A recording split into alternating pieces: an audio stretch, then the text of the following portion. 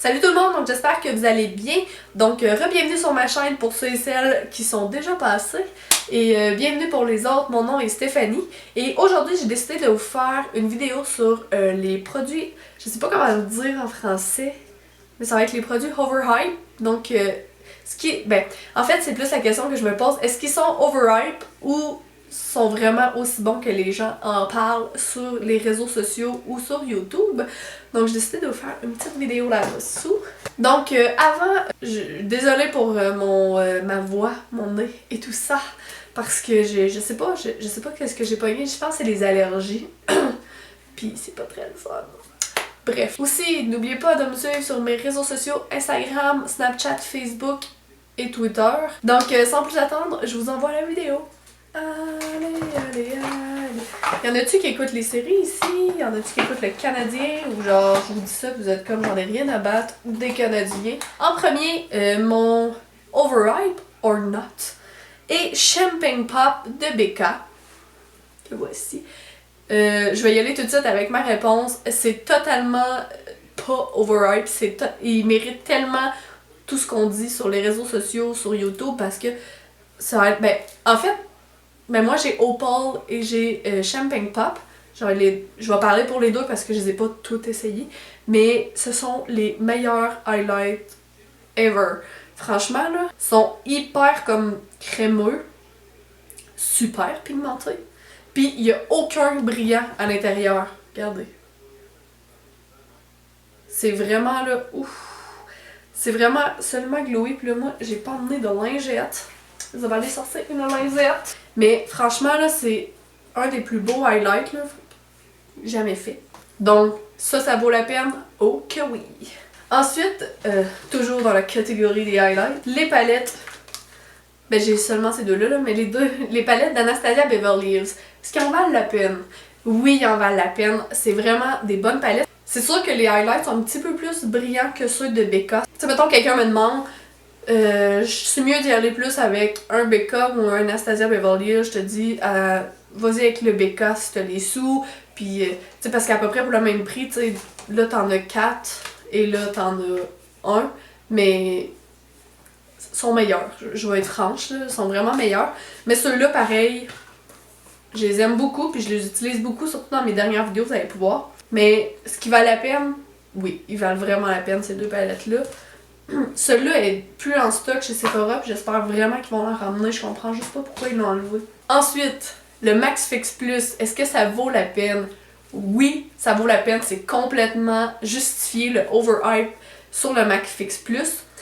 C'est vraiment un produit passe-partout, là. Je pense que j'en ai déjà parlé, mais tu sais, vous pouvez en mettre avant d'appliquer votre maquillage si vous avez la peau un peu plus sèche, pour vraiment venir comme une base un peu plus hydratante, pour venir pigmenter vos ombres à paupières avec des brillants. Tu sais, si vous trouvez que il n'y a pas assez de pop, c'est sûr que vous pouvez l'utiliser comme brume pour setter à la fin.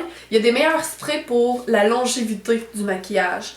Tu sais, si exemple, tu me dis, ouais, mais moi, je veux vraiment un spray pour que mon maquillage t'offre 16 heures, je te dirais c'est peut-être pas lui le meilleur, pour être franche, mais le Urban Decay est très très bon. Skin de Nivea, c'est comme dans les tops. Ou celui de chez Makeup Forever. Celui-là, par contre, si t'as été un petit peu fort sur la poudre, sur le visage, puis que là t'as l'air d'une cake face, c'est vraiment pas joli. Venir appliquer ça, ça va vraiment comme faire seulement qu'une couche. Moi j'aime bien terminer avec un spray, pas seulement pour la longévité de mon maquillage, mais vraiment comme que ça soit tout en une couche, puis qu'on voit pas genre que j'ai mis un fond de teint, une poudre pour setter, un contour, un blush, un highlight, parce que ça vient comme beaucoup de couches. Fait que souvent je vais venir setter pour venir comme que ça a l'air de ma peau. Oui. Ensuite, on va continuer dans la même gamme. Là, je vous promets, il y a des trucs que je vais vous dire que c'est moins bon, là, mais... la poudre Laura Mercier, est-ce qu'elle vaut la peine? Est-ce que c'est overhype? Je dirais un peu. Tu sais, je regrette vraiment pas l'avoir acheté, je la trouve super bonne, je l'utilise et tout, mais franchement, il y a des alternatives moins chères, puis il y en a comme d'autres aussi sur le marché qui sont à peu près dans les mêmes prix, mais qui sont toutes aussi bonnes. Tu sais, je dirais pas que c'est un holy grail, tu sais, je veux dire, je ne vivrais que... Tu sais, je vivrais plus si j'ai plus ma poudre. Tu sais, non, vraiment pas. Comme par exemple, un dupe, un peu, la poudre de chez NYC, qui est super bonne, qui est beaucoup moins chère, que t'en as vraiment beaucoup plus. Puis aussi, la RCMA, que j'aimerais vraiment beaucoup essayer, qui est 12$ US, puis le pot est énorme. Donc, est-ce que la poudre est bonne? Oui. Est-ce que c'est un peu... Est-ce que c'est overhype? Oui, je dirais un peu, pour ces raisons-là, parce que c'est... Tu sais, je veux dire, il y en a d'autres sur le marché, des moins chers, qui font tout aussi la job. Ensuite, continue dans la même gamme, je vais aller avec deux concealers, je vais en vraiment en parler super rapidement parce que vous me voyez tout le temps les utiliser, puis les deux j'ai le même avis. Mais le Tarte Shape Tape et le Naked Skin d'Urban Decay. Celui-là avec... j'ai aussi celui-là de NARS, mais je l'ai pas assez utilisé pour en parler. Mais les trois là, c'est à peu près les trois seuls qu'on voit sur YouTube si vous écoutez un peu des tutoriels maquillage. Est-ce que ces deux-là sont overhype? Non. Ils en valent totalement la peine. Je sais que celui-là, il est vraiment... Ben, pas qu'il est difficile à trouver, tu sais, je veux dire, il est sur le site de Tarte, il y a une super de bonne livraison, le prix est en canadien, il est quand même assez cher. Ben, les deux sont quand même assez chers. Celui-là est 31$, celui-là, je pense qu'il est 32$, il va y avoir mes prix en dessous comme les dernières vidéos. Mais ce que je déteste magasiner des trucs pour le teint sur internet, c'est les couleurs, parce que cette couleur-là est vraiment pas pour moi. Moi, j'ai choisi Light Neutral, puis j'aurais dû prendre Fair Neutral au lieu de Light. Mais bon, je me pensais plus bronzée que j'étais, j'imagine. Puis il en vaut tellement la peine. C'est fou, là, quand tu utilises ça, t'as même plus besoin de faire du color correcting parce que ça couvre, mais ça... Tu sais, ça a pas l'air de quelque chose qui est hyper couvrant quand tu le regardes. C'est dur à expliquer. Tu sais, il a l'air tellement léger quand tu le regardes sur ton visage une fois mis, mais il est couvrant AF. Celui-là, un peu plus léger, mais vraiment aussi couvrant. Je l'aime tout autant.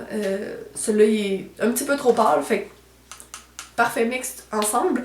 Même que je vous le conseille vraiment de les mettre ensemble parce que celui-là, je l'aime bien le mettre à l'intérieur où est-ce que mes cernes sont un peu plus voyantes. Puis je vais terminer avec, pour venir faire comme le highlight, avec celui-là. Donc, est-ce que c'est overhype? Oui, c'est plus cher, mais ils vont vraiment toffer plus longtemps parce qu'on a besoin de moins. Est-ce que c'est overhype? Non, totalement non.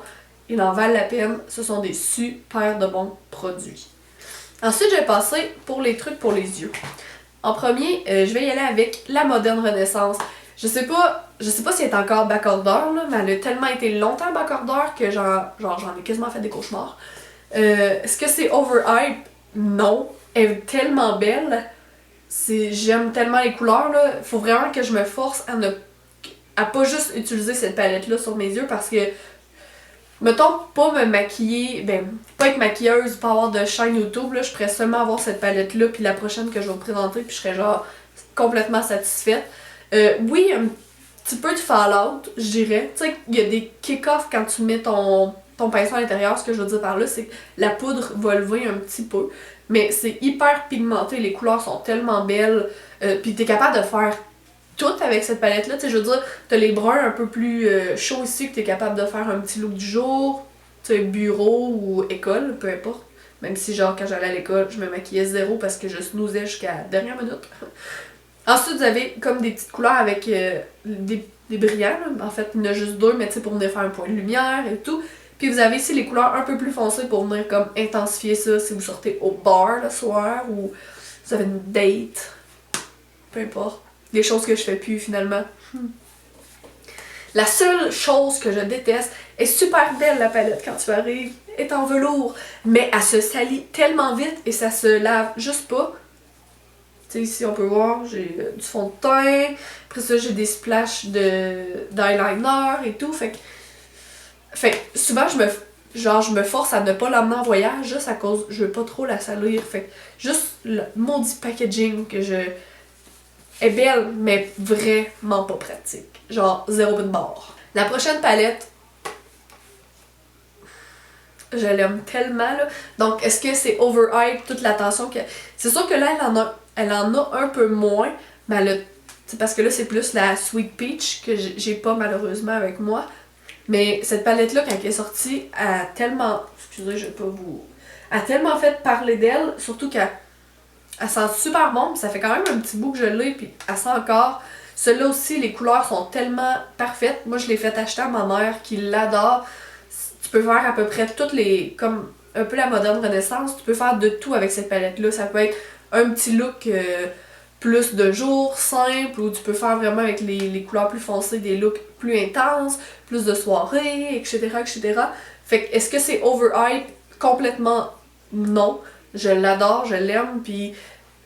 Tu sais, mettons, vous voulez avoir 2 bonnes palettes, là. Tu sais, tu me dis, on est au Sephora, pis tu me dis, ok, là, je veux 2 bonnes palettes, qu'est-ce que tu me conseilles? Ben, je te conseille ces deux-là. À moins que t'aimes les couleurs plus froides, là, je veux dire, parce que c'est 2 palettes un peu aux couleurs chaudes.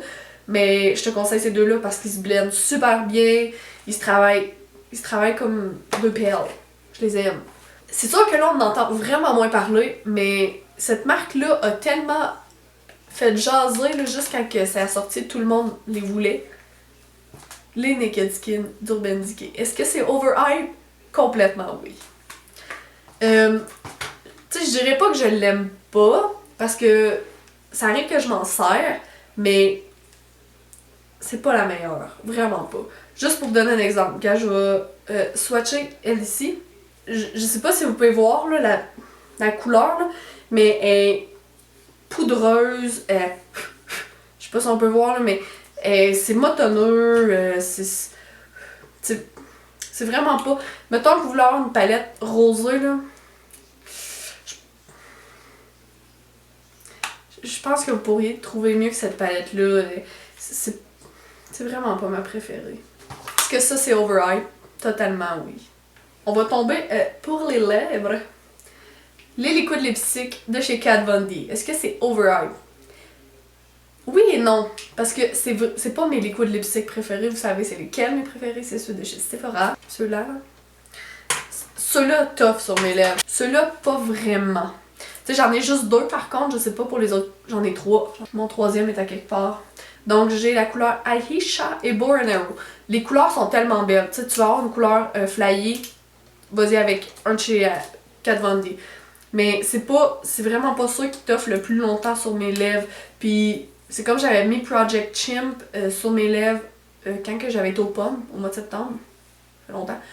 Mais je me suis ramassée parce qu'il est comme rouge brique. Puis là, je me suis ramassée avec le rouge brique ici en mangeant une pomme, des trucs comme ça, qui a un liquide lipstick. Un liquide lipstick, t'es pas supposé avoir ce genre de problème-là, tu sais. Mettons que tu me demandes quelle est la sorte préférée de liquide lipstick, puis franchement, qu'est-ce qui va tenir toute la journée, que j'aurai pas de trouble, tu sais, mettons, je veux mettre du rouge pour mon mariage, quoi, vas-y avec le Sephora, puis en plus, il est moins cher. C'est vraiment donnant. Mon dernier, est-ce que c'est overhype? Les pinceaux Morphe. C'est sûr que ça, c'est des hit and miss. Mais franchement, là, je les aime tellement, les pinceaux Morphe, parce que, tu sais, des pinceaux, c'est assez dispendieux, là, on se le cachera pas. Puis, tu sais, oui, c'est le fun de vouloir payer. Tu sais, comme mes pinceaux Makeup Forever sont écœurants et tout, mais, tu sais, c'est genre plus de 30$ par pinceau. Fait que quand tu veux t'équiper, tu sais, ça te tente peut-être pas de dépenser autant. Donc, franchement, je les conseille tellement, les pinceaux Morphe, là. Ils sont hyper doux, j'ai... Zéro problème avec eux. Quand je les lave, ça va super bien. Celui-là, là, je l'ai lavé je sais pas combien de fois. Ça va faire 2 ans que je l'ai. C'est la même chose pour celui-là. Les deux, ça fait 2 ans que je les ai. Puis sont super beaux encore. Je les adore. Puis j'ai l'intention aussi de faire bientôt une vidéo sur mes pinceaux favoris. Puis c'est sûr, vous allez retrouver des pinceaux Morphe à l'intérieur. Ils sont tellement beaux. Donc c'est tout pour la vidéo d'aujourd'hui. J'espère que vous avez aimé. Même si j'avais pas beaucoup de produits. Où est-ce que je dis qui vaut pas la peine, mais franchement, c'est vraiment mon opinion honnête. C'est sûr que je fais mes recherches avant d'acheter des trucs, là, parce que acheter des affaires qui est pas trop bon, c'est plate. C'est plate de dépenser quand que, finalement c'est de la merde. Hein? Donc, si vous avez des idées pour des prochaines vidéos, juste à me laisser dans la barre de commentaires. Et dites-moi aussi vos produits, est-ce qu'il y en a qui valent la peine, est-ce qu'il y en a qui valent pas la peine. J'aime super ça aller vous lire en bas. Donc, c'est tout pour la vidéo. On se dit à la prochaine. Bye!